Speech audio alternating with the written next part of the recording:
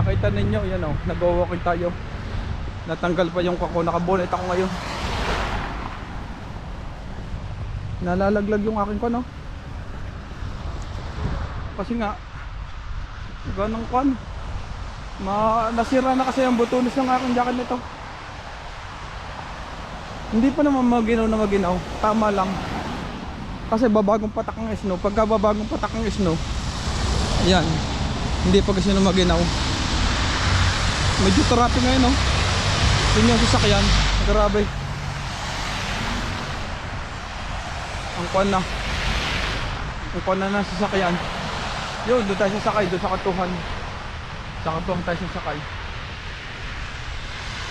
Yan ang buhay namin dito. Lagi nagmamadali. Kasi nga, double job dito. Kailangan dito ng double job para may patustos sa bahay. Yan, kaya ngayon dito nagwo-walking tayo. Wala tayong sasakyan, magbabas na tayo. Mahirap din dito pagka walang sasakyan dito sa Canada. Kasi pagka na-snow, mahirap na. Ano, nakasasakyan, no? Ano? Snow. Putik ng ito.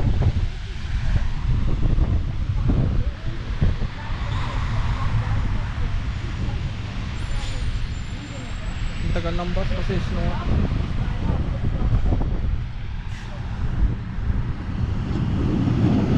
Traffic pa.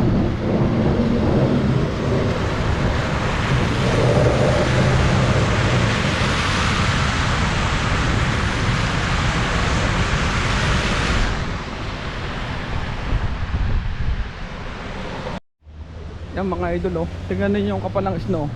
Yan yung work ko. Down. Kapal ngayon ng snow. Sabi, nag-walking tayo sa snow.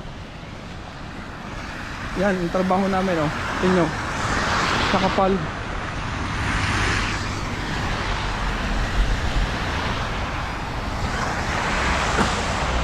Kunti lang yung snow, ha. Ilang oras pa lang yan. Hindi pa ito oras maginaw, oh. Kaya naka-jacket tayo. Ay, nakakaubo, ah. Sobrang kapal, oh. Pihira kasi mag-snow rito, eh. Dito na ako dadaan. Yan, oh. Yan pa yung mga snow sa sasakyan.